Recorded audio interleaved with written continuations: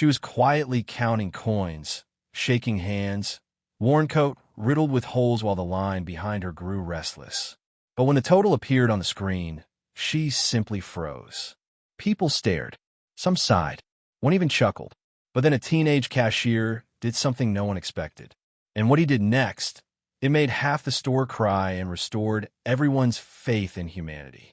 Because sometimes it's the youngest among us who carry the deepest wisdom. Stay with me. This one will stay with you for a long time. This happened just last winter at a modest grocery store on the outskirts of Toledo, Ohio. It was a typical Tuesday morning. Gray skies, slushy sidewalks. But inside aisle 4, a 17-year-old cashier named Daniel McKinney, working his weekend shift before school, was about to change a life, and maybe more than one. Daniel wasn't special in the way society defines it. No awards, no spotlight. He lived with his mom, a retired nurse, in a tiny 2-bedroom house. He worked weekends and evenings to help cover her medication bills. Quiet kid, always polite, always early. But what he lacked in flash, he made up for in something rarer, decency. That morning around 10:45 a.m., an elderly woman stepped into his lane. Her name was Mrs. Evelyn Carter, age 82, a widow, former school teacher. Everyone in the neighborhood remembered her as Miss Carter from the 3rd grade. But time hadn't been kind. After her husband passed and the pension shrank, her days became quieter and her shopping list smaller. That morning, she had just 3 items: a loaf of bread, a carton of milk, and 1 can of soup. She placed them gently on the conveyor belt.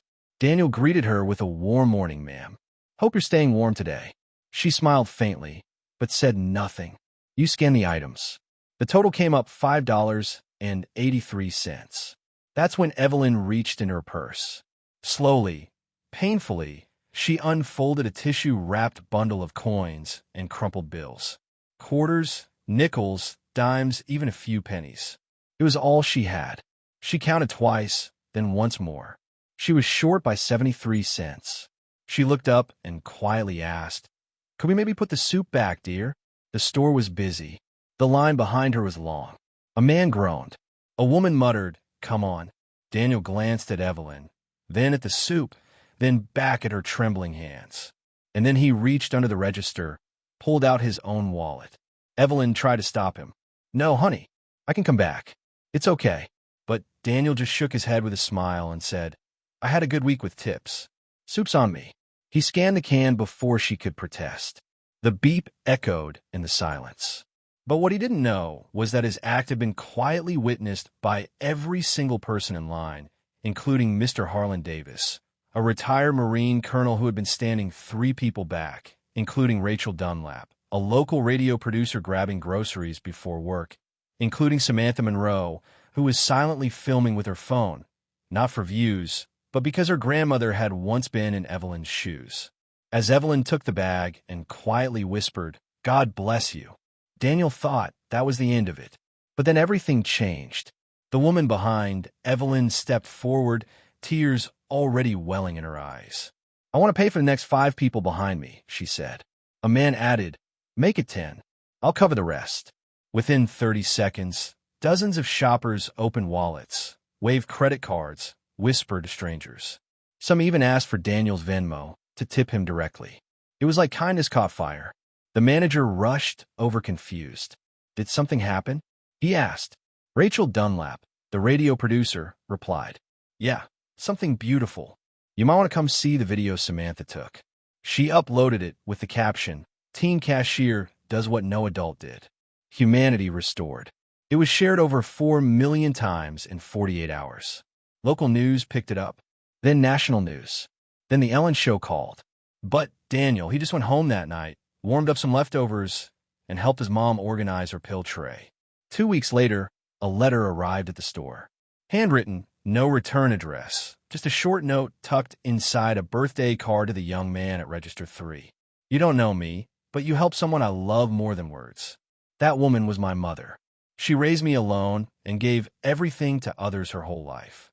Last week, she told me she had never been so embarrassed until you reminded her she still mattered. Thank you for being the kind of man I hope my son grows up to be." The store manager framed the letter. Daniel's coworkers started calling him the man, the hero. He hated it. He said, "I just did what my mom taught me. You help if you can always." And the most incredible part, Mrs. Carter began receiving letters, hundreds of them, from strangers. Cards, groceries, gift cards. One man from Arizona even offered to pay for her utilities for a year. What? Because of a boy who chose compassion over convenience and humanity over hurry. In a world too often in a rush, one teenager paused, one woman mattered, and one moment lit a fire in a store and across a nation. The question is, what would you have done? Because the next time someone is counting coins in front of you, you just might be the hero they never saw coming. And speaking of unexpected heroes, wait until you hear what happened when a lonely veteran found a crying baby on his porch at 2 a.m. Thanks for watching Tales by Eli. If this story touched your heart, don't forget to like, share, and subscribe because the world needs more kindness and your support helps spread. Please subscribe American Stories of Kindness.